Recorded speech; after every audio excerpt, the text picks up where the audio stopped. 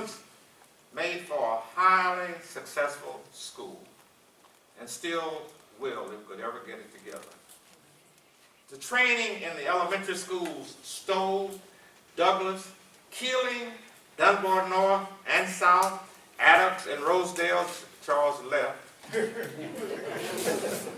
and Lincoln in Argentine, provided the highest quality training for the students.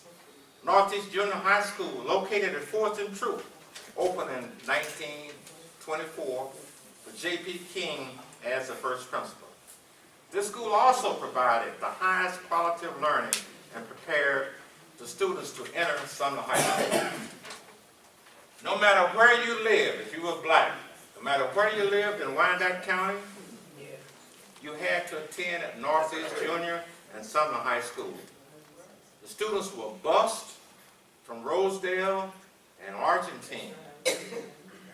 And when I first came to Kansas City, the first time I lived in Rosedale, and at the last hour they'll give you 2 tokens, one to go home and one to come back to school. So you had to make your way to the bus stop. Those students who lived in Armadale, White Church, or Armstrong were on their own. No provision by the Board of Education was made for the transportation to Northeast Junior or Sumner High School. Black students from Johnson County attended Sumner High School. The busing was done by 2 companies, McCallum and Rucker, which established a real viable business. Yeah. If you look at this, it shows pictures. You can hear the McCallums talking about what they did. If you listen to this DVD, so please try and purchase it. I can give you the information where you can reach the young lady. For those who may have seen the Voice newspaper, there was an article in there, the last one, about this young lady. The Northeast Junior High School story is a great story and is mostly overlooked, but not by Vita. And the role that it played in the education of blacks in Wyandotte County.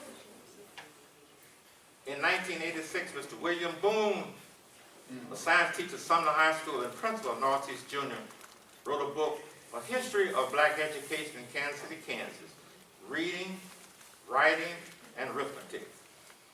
This book gives a brief history of all of the black schools in Kansas City, Kansas. I think I've got a copy of it here, but it's a fantastic book, a brief history that tells everything about the schools here. Well, a brief history of all the black schools in Kansas City, Kansas during the period of racial segregation. As the student population continued to grow, Mr. Hodge was able to attract the best qualified teachers that could be found.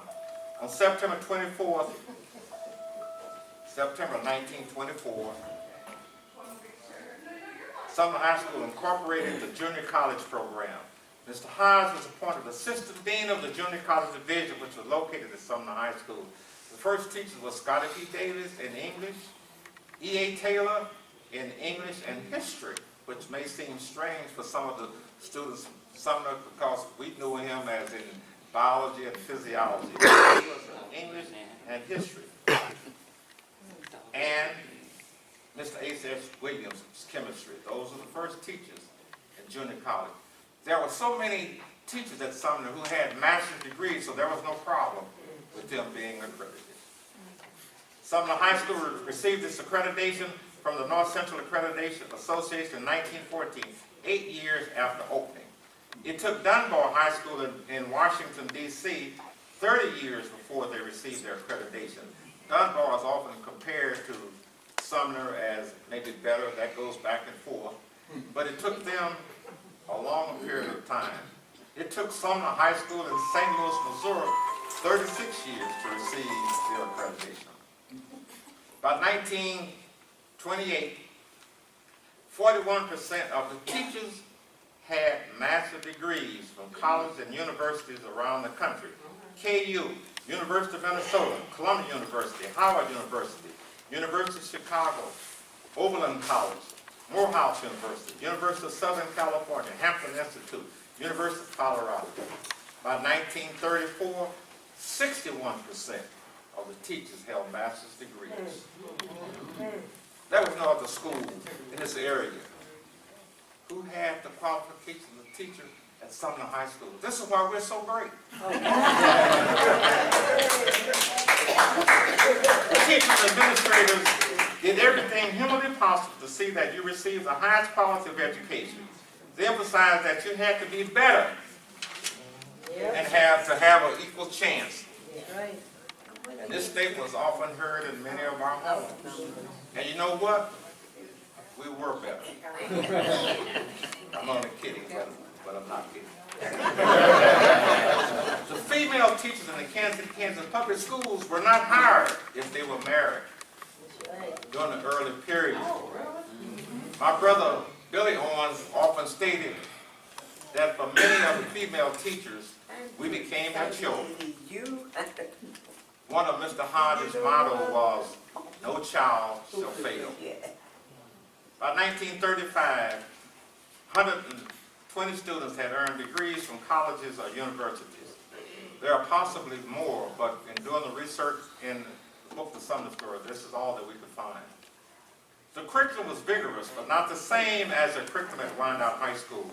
In the book, The Sumner Story, Elmer Jackson III states, the segregated public school system of Kansas City, Kansas and Kansas, Missouri seemed to offer quality education, but they were a far cry from being equal to the schools white students attended. Consider, for example, that Wyandotte High School in Kansas City, Kansas, where whites attended, offered courses in German, Italian, Russian, Spanish, French, Latin, and Chinese. Whereas Sumner High School, the blacks attended, only offered Spanish, French, and Latin. Wyandotte also offered swimming, golf, tennis, archery, softball, baseball, football, and basketball. We fielded teams in these sports.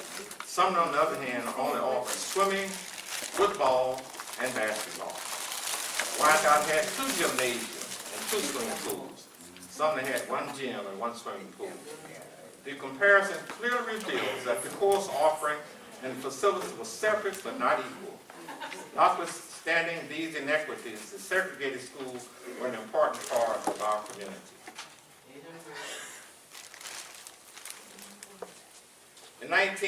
On January 2nd, 1940, Sumner High School moved from 19 Washington Boulevard to the new building at 8th and Oakland Avenue. Even though Sumner High School could not participate in many events with Wyandotte, Argentine, and Rosedale, whenever there was an opportunity to participate, they excelled. In 1924, the Kansas Chamber of Commerce had their annual essay contest. The subject was entitled, Our Greatest Opportunity.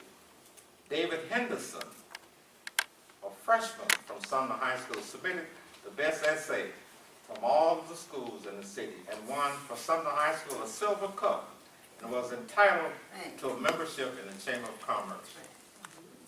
When we started doing the alumni room, there was a call from David Henderson's great uncle who had heard about this, and so he called Sumner High School, and Miss Mary Conrad, bless her heart, some of you may know her, done so much to help Sumner High School.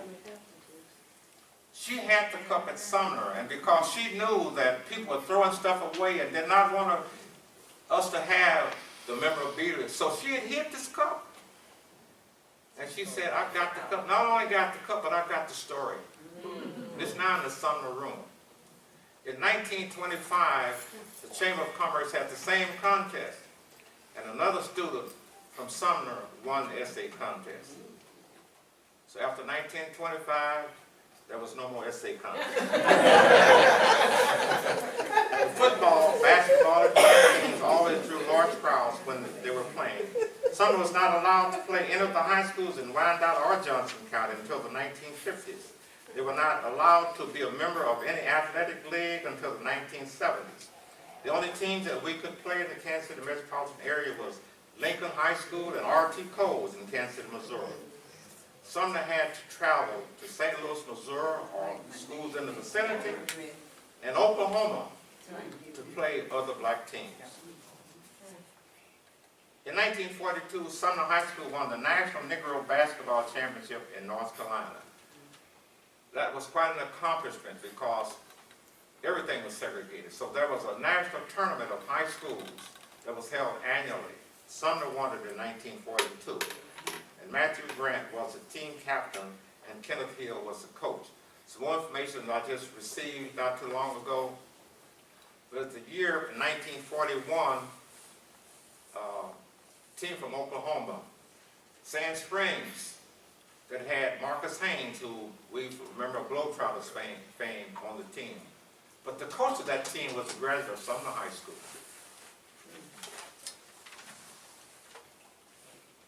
The music department was always outstanding. In 1972, the Sumner High School Jazz Band, under the direction of Mr. Leon Brady, was invited to participate in the International Jazz Festival in Paris, France. They were one of 4 high schools that were invited. The Board of Education was opposed to the band going and did nothing to assist. The jazz band had to raise $25,000 for this trip. The community raised a majority of the funds, and Senator Robert Dole donated $5,000 at the end to make this trip possible. Sumner won virtually every award that was presented in their category in Paris. On one of the videos, it shows the students in Paris. And for many of the people who made that trip, for many of the young people, this was a great outing. When Sumner returned, the Board of Education told Mr. Brady that you could not go more than 100 miles from Kansas City. Which this eliminated them from participating in the state festival, which they would win everything down there. And this is when Mr. Brady resigned from the school system. You still hear things about Mr. Brady now, and all he still does with young people in music. But this is what happened to Mr. Brady. During the decade of the 1950s, after Russia sent Sputnik into outer space, science became a high priority across America in high schools.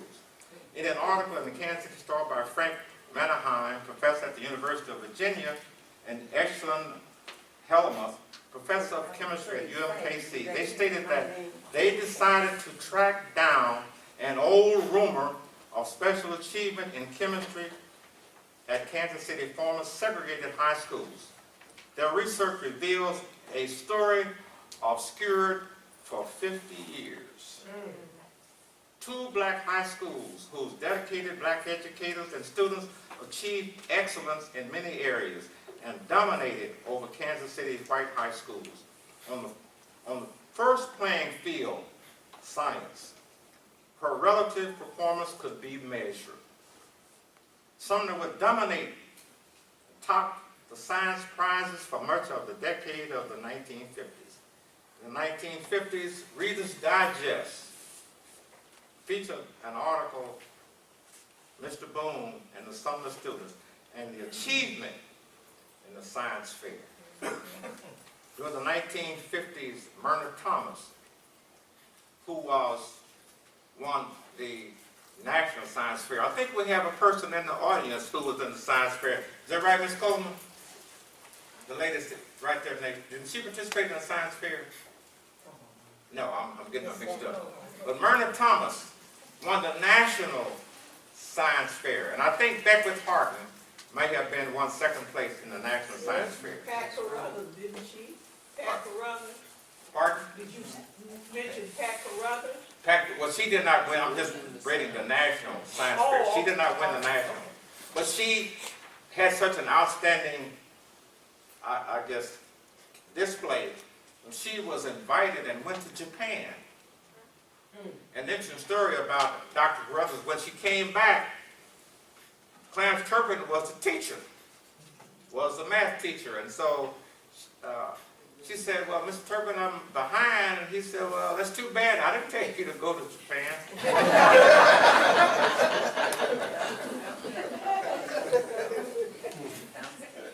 We've been able to identify 10 persons who earned the Phi Beta Kappa key.